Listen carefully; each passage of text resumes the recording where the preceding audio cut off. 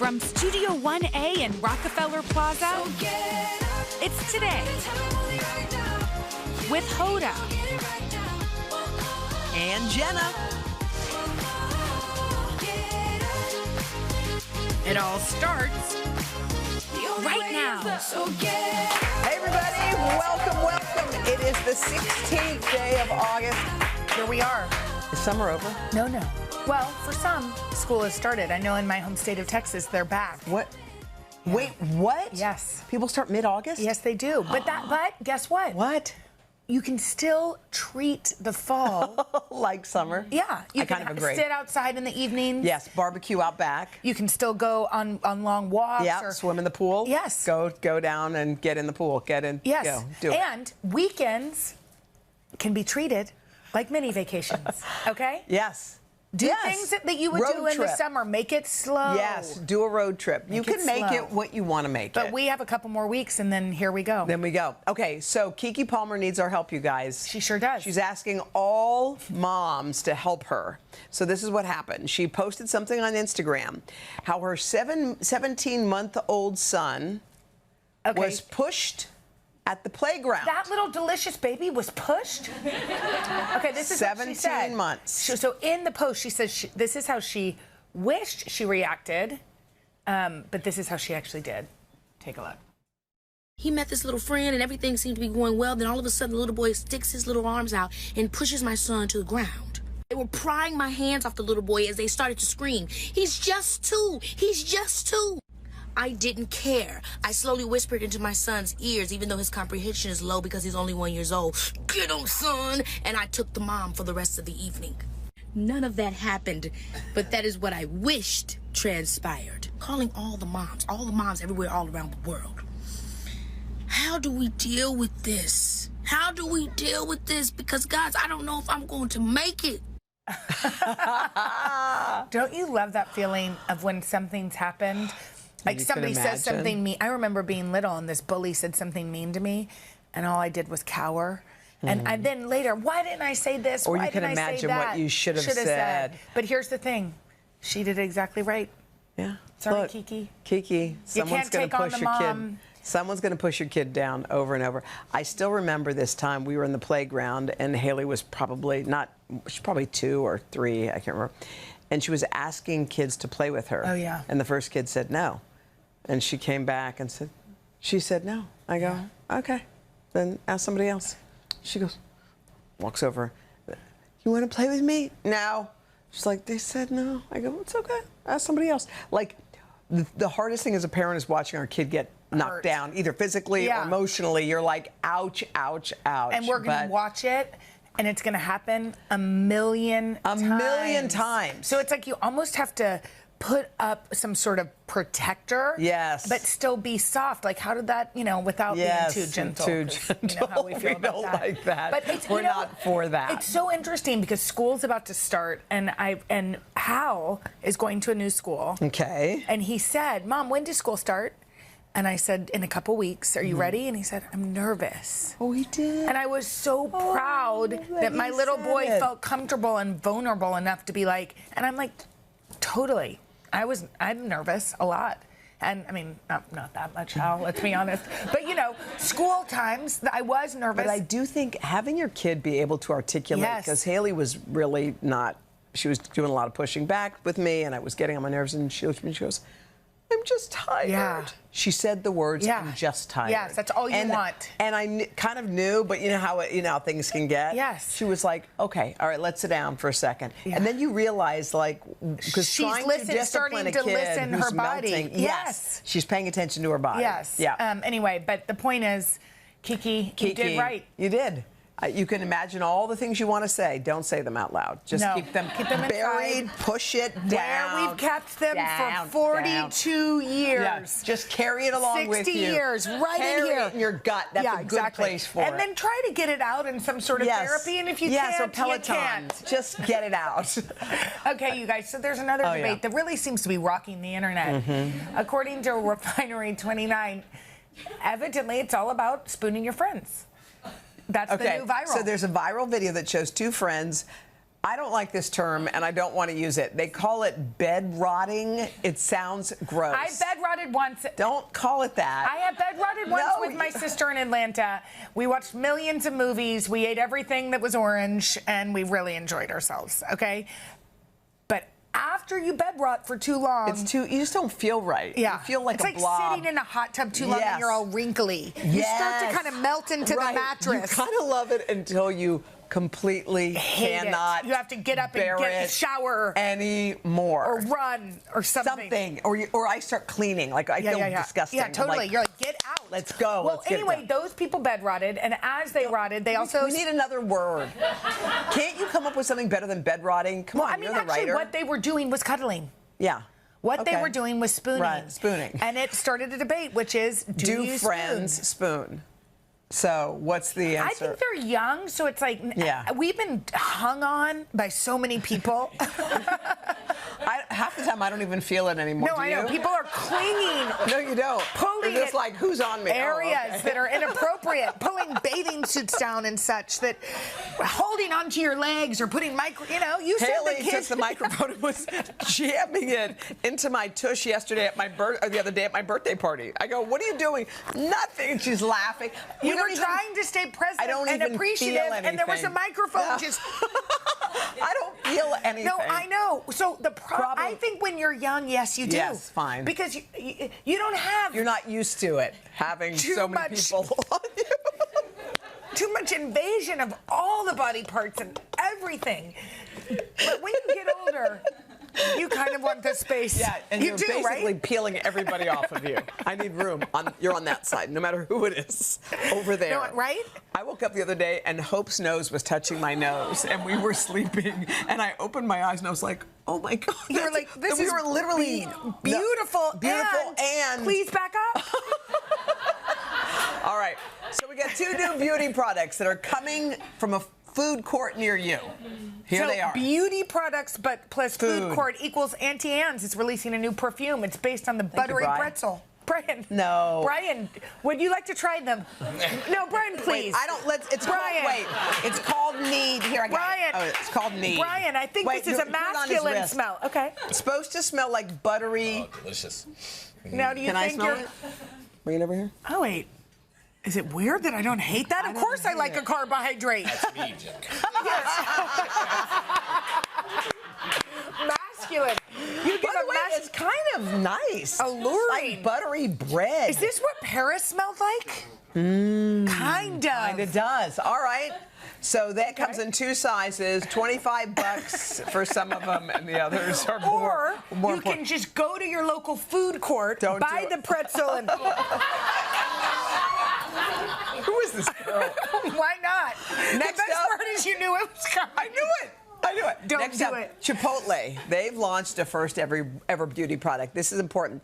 It's a smudge-proof lip stain that fans can enjoy. It's called Chipotle on the go. So you put it on and it turns green. And the point is that you can eat as many burritos. And you reveal the real color. Okay, let's watch. Donna's got it. Mine is curdling because it's been on for a little bit too long. Okay. Sorry, we went too long in the chat. Look at Donna. So I applied 3 layers and then I sprayed it. Okay, sprayed with what? With something that's inside the box. Okay, and then you wipe it off. And then I wipe it off now. And I like that it says, I feel like it's a Wicked moment. It's like it goes from green. Is that the I like it. Pink. It goes from green to pink? But isn't that the color of your lips? No, it's like a little bit darker. It's like a pinky nude, I would say. Yeah. Honestly, I would rock the stain, not the green. Oh my God, no. I didn't think so. Do you need help? I think I wasn't moisturized enough. And you know what else? To be honest left with it you, on too long. But they say you're supposed to leave it on for 30 to 60 seconds, and I left it on for approximately 10 minutes. So they also say you can eat a burrito and it won't come off, right? Do you want to try to eat a pretzel? Well, not the one that you rode, Danya. But you know what? I'll give myself a little. Ready? Okay. Does it come off? No, it's good. All right, cool. All right. Good job, Donna. It shows you never judge a book by its cover. I like these food products. All right, guys, coming up, we got a great show for you. 2 incredible businesswomen are here, Emma Grede and Aurora James, and they're going to be sharing their secrets to success. But up next, in honor of Hoda's birthday week, guess what we're doing? We're going to try out some viral hacks. I love a hack. This is our gift to you. I love it. After this. Oh, yes. Okay, you know how we love a hack. So we found some going viral that we wanted to put them into a test because it's time for another edition of Can Hoda and Jenna Hack It? So as usual, we're going to watch the video of the hack, which people can do, and then we're going to see if we can do it. Okay. All right, here's the first one. What is it? How to cut a bagel. Let's watch. Okay. Again, knives are always involved. Oh. Why are knives always involved? Because that is a perfect, that looks simple. simple. I'm going to let you try this one because that's a huge serrated knife. Be very careful. So you put the plates there. Jeez Louise. Then you go You guys, under. honestly, she can't see the knife. No, that slips. Oh my God, no, just stop. We have to wait until your AARP card comes in the mail.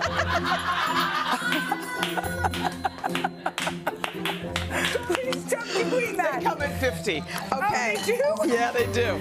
Okay, it doesn't. You know what? No, it doesn't work. It doesn't work. And you know what? Hard. If Hoda says it doesn't work.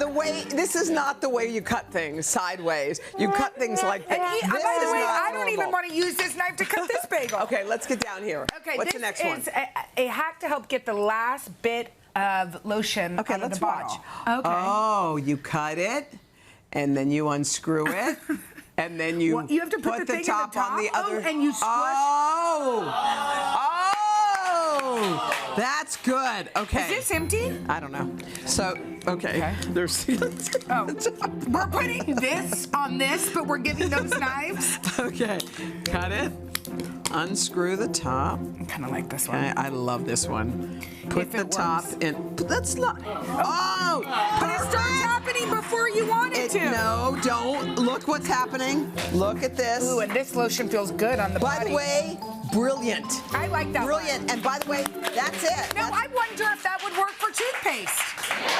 No, the top is too little. Girl, you've got to have it. It's got to be a big round. Could you not use that top? Or other tops just laying around? No, you couldn't. All right, I think I know this one because this is how we do it at my house. No, because you watch this is how we do it. Let's go.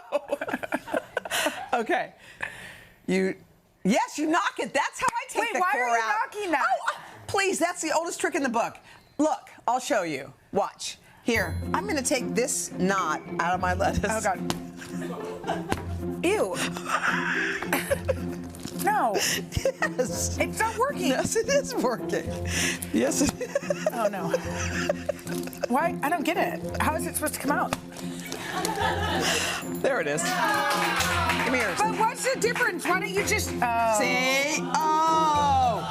See? That's a lot of good. By the way, that's how we do it at my house. Hack or whack. Hack.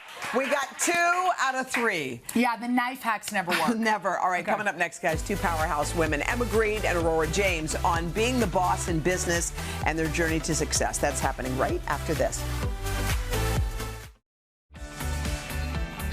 We are back now with 2 incredible businesswomen, Emma Green and Aurora James. Emma is the CEO and co-founder of Good American and a founding partner of Skims. And Aurora is the founder of the fashion label Brother Velas. In honor of Black Business Month, they are promoting the 15% pledge, and this is cool. It urges businesses to dedicate 15% of their shelf space to Black-owned brands. This has changed everything, too. Of course you guys are changing the game. Yes. You started this. Oh, my gosh, yes, in 2020. Oh, wait, so it's been 4 years. Not the best time. Okay. The best time. Yeah. The right time. Yeah. Yes, the right time. So tell us about that. Well, you know, I had this idea because I really thought people want to help. They want to do more. I was thinking about major retailers. I knew that Black people are almost 15% of the population. And I thought, why not urge major retailers to commit 15% of their shelf space to Black-owned businesses? Yes. So all of us can shop Black every day. And since we've started, we've actually been able to put over 800 Black-owned brands onto the shelves of Sephora, Nordstrom, Macy's, Ulta. I mean, it's incredible. How amazing is that? It's hard for people to get a break. It's hard for something to break through unless you do something incredible like this. And in your case, breaking through in the business world was not easy. No. Like, you had to fight your way through. Oh my gosh. So I started my brand with my entire entire life savings, which was $3,500 at the time, and I set up a flea market stall in the Lower East Side at the Hester Street Fair. What year it cost was me that? $70. What year? That was in 2013. Okay. And so I just took everything I had because I believed in Brother Vellies. I loved the shoes. I wanted to share them with everyone, and I really just relied on my passion. And, you know, sometimes your best mode of transportation is a leap of faith. So that's what I did at the flea market. Okay, so Emma, how did you guys find each other? Well, I saw the announcement of the pledge, like most people, on Instagram, and I was like, "Wow, this girl is onto something." And you didn't know? You didn't know her? I knew who she was because in fashion circles, like you know people, but I didn't know her. So I did what you do. I slid into her DM. She ignored me. I was mortified. You ignored her. I mean, listen, I'm not checking the DMs for that kind of thing. You know? Fair enough. Well, you know, it says more about her. But actually, we eventually got together through a mutual friend, and I think it was the start of a great partnership. I'm the chairwoman of the pledge, and I think that at that time, like so many people, I was looking to be able to use what I know, my relationships, my resources, instead of being some kind of Instagram activist. And I think what's so incredible about the pledge is the tangible results that we've had. We've created a $14 billion pathway for black-owned brands, and to Aurora's point, we're talking about brands on the shelf that might otherwise not have seen the light of day. So this is just, it's better for consumers, it's better for the retailers. This is like a win-win all round. Aurora, you had a past that was bumpy, right? And I think so many people have made mistakes. I mean, one of the things that fears me about the younger generations below us is that everybody's so scared to fail. Talk about your path to here, but also why failing kind of helped you become so resilient. Oh my gosh, I think that the only fail is like not trying. Yeah. You know, and I think for me, I mean, everything that could go wrong kind of went wrong. When I started Brother Vellies, like within the first 4 years, I think I got evicted from my apartment like 3 times. Yeah. Look, Emma's like, I know. Over here. That's a lot of evictions. I know, but I really dedication like, for you. You have to be dedicated, and you have to figure it out. And even before then, issues with school, like you had things that nothing was perfect. Yes. I'm like not the traditional girl breaking glass ceilings, all of that. But you know what? I think that with Instagram, we look at entrepreneurs and we think, oh my gosh, everything's perfect. And that's not necessarily the reality of the situation. No. We all stumble, we all make mistakes. Well, you know what's funny? At the Olympics, all of the top gymnasts fell. Suni Lee fell. Simone Biles fell off the beam. They were falling left and right. These are the greatest athletes in the world. So they popped back up, and sometimes they did it flawlessly after the fall.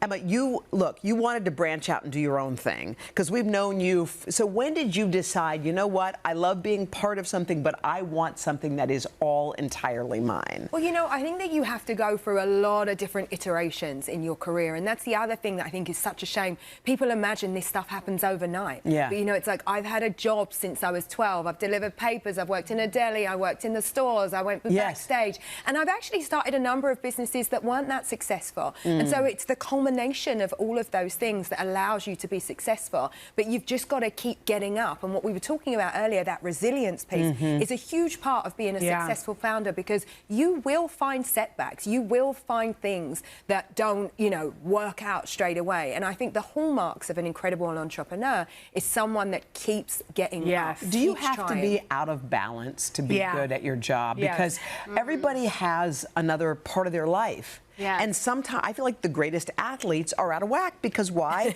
You have to dedicate all your time and your energy. And we're literally speaking about right before this, like how out of balance we feel. We feel how overwhelmed, how exhausted, and you know. Well, what I think about all the time is, you know, what makes us think that we should be in balance? Totally. Like, what I believe in is like this idea of trade-offs, right? You're not good at all things all the time. And it's really important to set those boundaries for yourself. I'm here talking to you guys today. That means I didn't do school drop-off because my kids are in LA. But it's important to me to come here and talk about something like the pledge that we work so hard towards, and is so important. That's your priority today.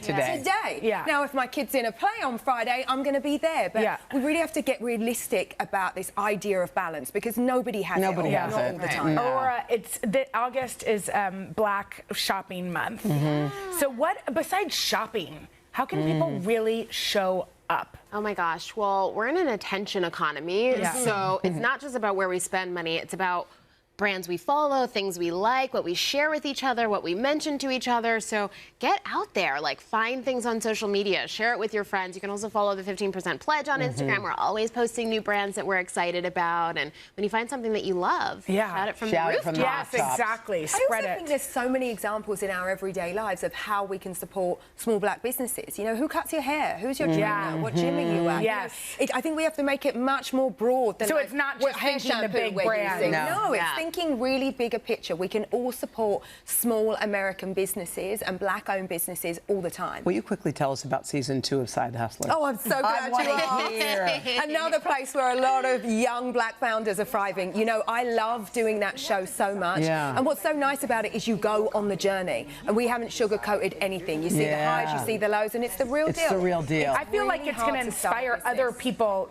to start things. I would hope so. Yeah, I mean, it's just such a big thing. There are so many people that are trying to start things for themselves. And what this show does is gives you, you know, lifts the hood, gives you an insider's view, and it shows you just how difficult it is to start from the ground up. It's so amazing. Wow. All right, ladies. You guys are Thank you guys so much. We appreciate it. Coming up next, guys, back to school fashion. We're going to show you some great looks for kids from kindergarten to high school right after this.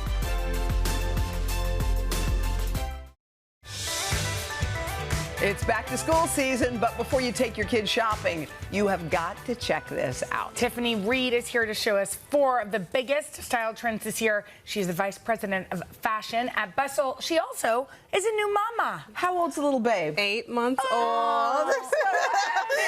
Wait. Oh, come on. Oh my gosh, have you gotten him dressed up in the season's must-haves I wish. He's like, no, I don't want to wear anything. Yes. He already has a little personality. Oh, how amazing. Let's start off with the youngest sweet. kids we have today. The youngest students in plaid. We've got August. And we've got Sandy. Come on out, so we August wanted and to... Sandy. Hi, Sandy and August. Oh, the cutest. Okay, this is all about the plaid, and how great do they both look? So I wanted to do shop plaid out because obviously it's a staple when you think about the school uniform, but we are making it our own. So Sandy has a style with a hoodie and a sneaker, so he's really comfortable. And then August, let's see those shoes, August. August, we're over here. Can we see your shoes? We love you, August. We like those shoes. And she's wearing a little pink plaid shirt and the matching headband. Oh my Cutest. gosh, August is so cute. We can't take it. And Sandy, you're so what adorable. You've got going on. And I love this hoodie underneath the plaid. I think that's such a cute look. Plaid is something that you can style year-round, and it's just a classic staple. Everything in the wardrobe can be reworked. So if you're going to invest in something, invest in a plaid piece. Okay, both of y'all are awesome. Y'all did good. Are you ready to go back to school? Yes. Yes. You too? August, we love you. Bye, guys. You can go this way. Can you hold hands? Okay. You don't have to. Okay, next up, let's talk about bold colors. We've got a little bit older kids. JoJo and Monty. JoJo and Monty look amazing. So talk about cute. JoJo's green look. Yeah, so green is the color of the season. I mean, honestly, her look I would probably wear myself. So we wanted to do a little bit of color blocking. So we thought the flowers were a nice little touch, and then we put a yellow tight on her. So cute. She's posing. That's a work in the pose. Can we see the book bag, JoJo?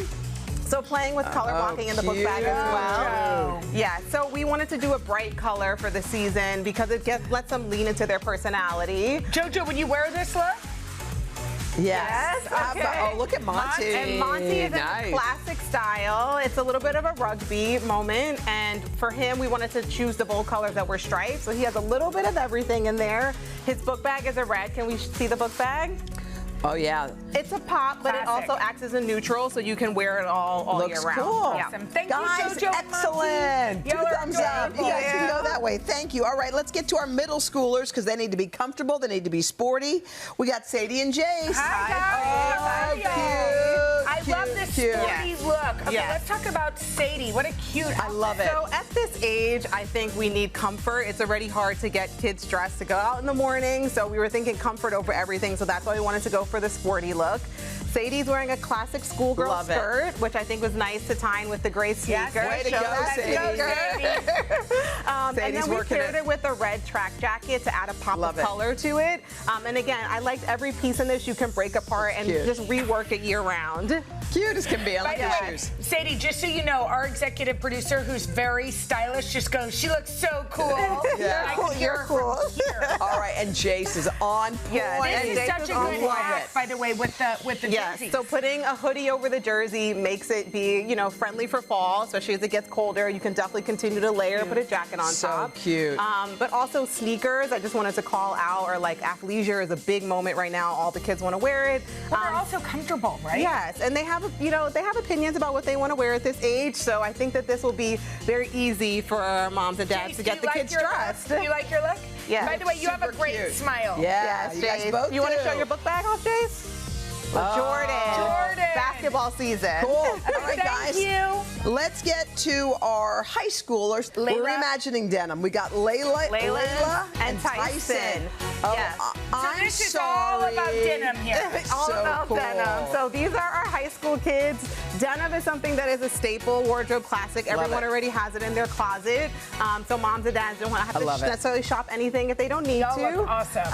Let's talk about Layla's outfit. Layla's in a denim dress, and then she has a matching denim bag to have. So what I liked here is that she's not just in a denim jean. We're taking denim and reworking it and figuring out different pieces in the wardrobe. And then just a classic loafer for her. It's super comfortable. Gives a little bit of height because, you know, when you're in high school, you want to try to wear heels. So this is a nice entryway into that. I like the bag. You're not doing the backpack. Yes, she's doing a plastic bag, a little tote bag instead of a book bag. All right. Let's talk about Tyson. Looking cute, Tyson. Tyson is in a layered look, so I like that the white shirt underneath breaks it up. Yeah, me too. So we're wearing it. So it's a twist on the Canadian tuxedo. And then it's nice to have a little bit of the brown moments as well. That really leans into fall with the suede on the jacket and the suede on the book bag. And his backpack is cool. Lee, I like it, nice and classic. And I like the shoes a lot. Those are cute as can be. So there's a nice texture in there. Let's bring out all our models. Everybody, can you guys come out one more time? We want to see you all together. Yeah, go ahead. You guys can just... And I just want to call out all of these trends. You can wear it at any different age group. Plaid, color blocking denim. It really does. It's not just for a particular age group. Look amazing. You guys did so well. Your parents are all here. Yes. Wait, can we get one shot of the parents just because it's so cute? Don't hide. Proud parents too. All right, guys, thanks again. Thank you so much. I love you guys. Coming up next, kids, good books, good friends, and good wine. Find out what happened on our first ever Read with Jenna book clubcation. Sounds like my type of vacation. Right after this. Thank you, guys.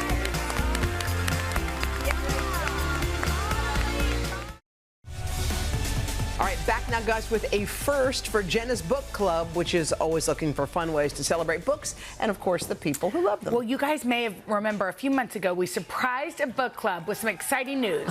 We told them they were heading on our first ever book clubcation. It may be the first ever book clubcation ever. Well, guess what? Thanks to our sponsor, Verbo, this past weekend, they headed to Northern California for a getaway filled with laughs, literature, and love.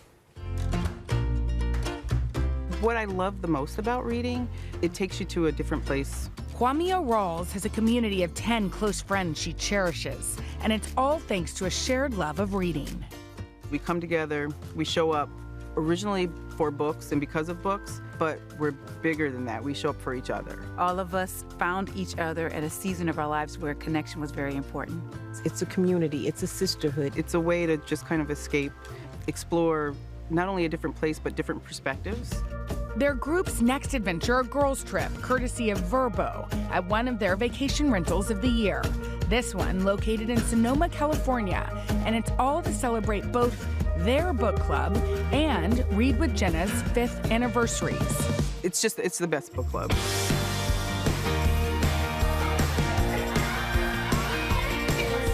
Hey everyone! Kwamia, I'm so excited to welcome you and your book club to the very first Read with Jenna book clubcation.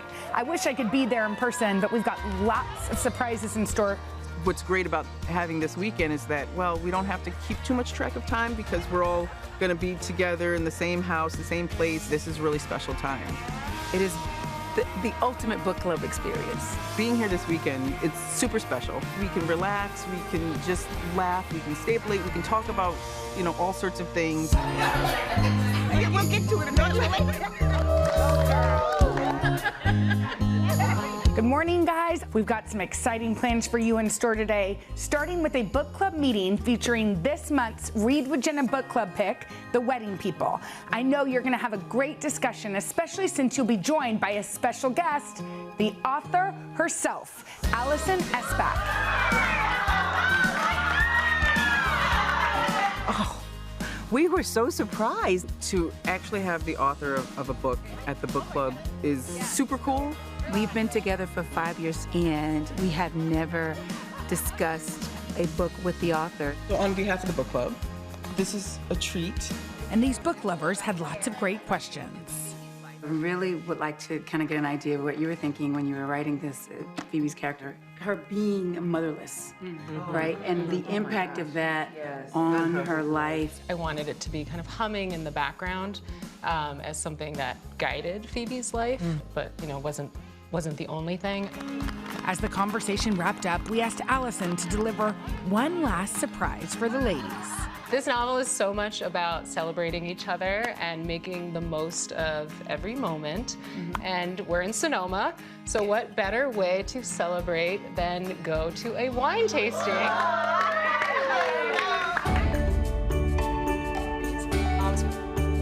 My book club, these women, I mean, they mean the world to me. I really love them so much, and that they've really been there for me, so I don't know. That's all it was about. To the book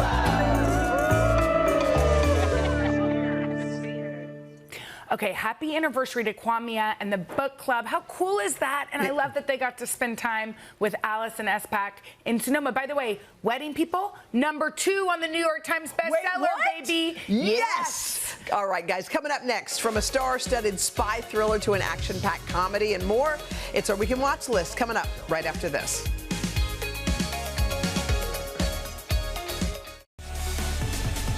If you are looking to unwind after a long week, we've got some new movies and TV shows to check out in our Weekend Watch List. Here with our Entertainment Roundup is Tuner Classic Movies host and the author of 50 Oscar Nights, our pal Dave Karger. Hi. Karger, hi. How are you? How are you? All right, now that the Olympics are, I mean, now let's be people honest. can watch TV. We've only been watching the watching Olympics. it? Of course I was. Wasn't it the best ever? It was great. All right, let's talk about a spy comedy thriller that you got. The Union. Yes. This is a new movie that just comes out today on Netflix with Halle Berry and Mark Wahlberg. What? Wouldn't have put them together, but it totally works. They're high school sweethearts who reconnect because Halle recruits Mark to be part of her spy syndicate.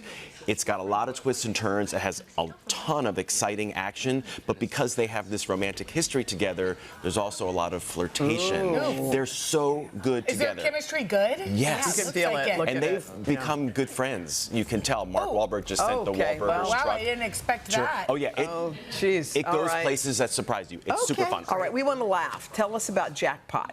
Jackpot is a new movie on Prime Video that just came out yesterday with John Cena, who I met here at this show, and I know you all love him as much as I do. Loveliest guy. The premise is a little out there and, quite frankly, disturbing. There's a lottery where the winner is announced, and at that point, the public is allowed to hunt and kill the lottery winner, and if someone kills the winner, in this So is case, this kind of speculative? yeah. Satire? I should hope so. Yeah. And if someone kills the winner, they get the jackpot. So How long do they have? They have 1 day? just 1 day. Yeah, you're not hunted your whole life. And who's Cena? What's his role? So Awkwafina is the winner. She doesn't really know what's going on, and she hires John Cena, who's kind of a security guard specializing in this purpose, protecting lottery winners. Not for the kids. Lots of language, but fun and really out there. Okay. I know. By the way, that pairing seems like it would be great. I think it'd be great, too. I love Awkwafina. People love Emily in Paris. We're done with the Olympics. We want more Paris. Here we go. I know, you need more Paris. Yeah.